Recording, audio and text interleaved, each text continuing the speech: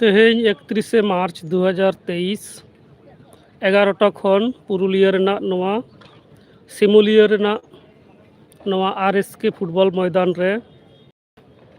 मित रंगावना जमेलाई सापड़ाव कना पश्चिम बांग्ला रेन 4 गोटांग आदिवासी गणठन कोआ सापड़ावते ओना रेना गे नितो सात सापड़ाव चलाक कना और मित घड़ी खान गे नोवा रंगावना जमेलाई पुरुलिया जिला रेना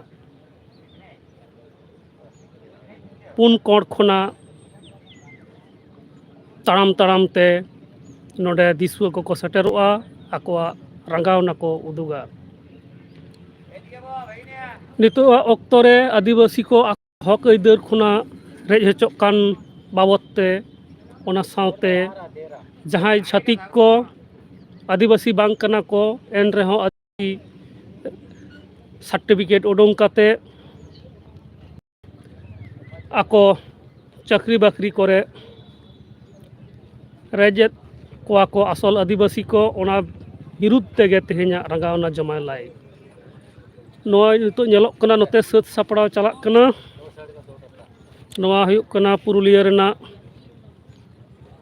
आरएसके फुटबॉल मैदान सिमुलिया सुर रे मेनाआ पुरुलिया खन टाटा चला हर रे उडुंग गदो ठेन गे नोआ कासई गाडा और पुरुलिया शहर नोआ तला रे नोआ गोडा सात सापड़ाव हुइलेन गिया होला रेगे और होला नो मजान बाड़ा नोते अडी जोर हय दाग हुई लेना ओना खातिर ते पेंडल को नासेना बड़ी जकना ओना को गे आर नितो को तल जुतदा नोडे आयमा गान पंखा को फैन को माइक को बॉक्स को जतो को लगाव कदा और तेहेኛ वेदार हो अडी नापाय मेना अकदा तेहेñ उनका लेका जस्ती सितुंग दो बांग बुझाक कना होला नो दाग अकदा नोडे नोआ अडी मारांग गोडा कना नोडे सात सापड़ाव चलाक कना नोआ हुयुक कना मूल मंचो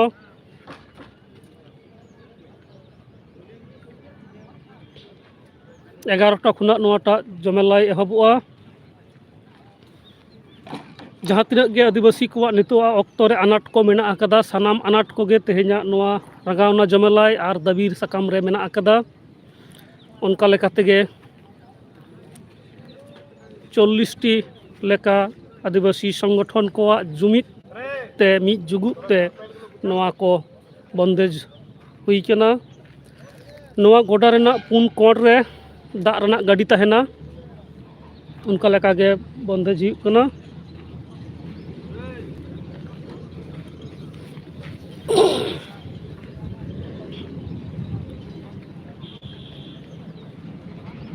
तिरले को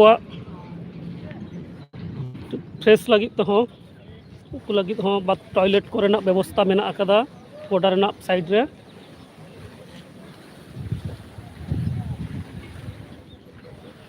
तो जुद चलाक करा सात सापड़ाव चलाक कना 11टा खन नोआ रंगावना जमेलाई एहबुआ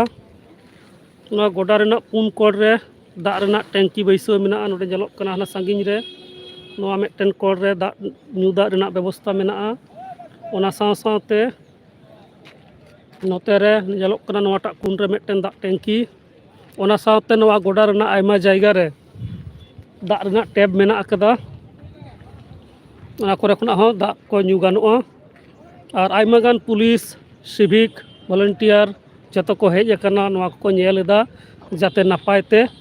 तेहेኛ प्रोग्राम हुई सतक मा नोंका लेका चलाक कना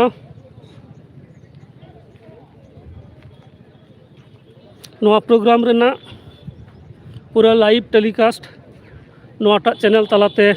उदुग सदर हुआ 11टा खुना प्रोग्राम एहब लेनखान गे मा एनखान सानाम को हुलसई जोहार निया घड़ी दो नोंका गे।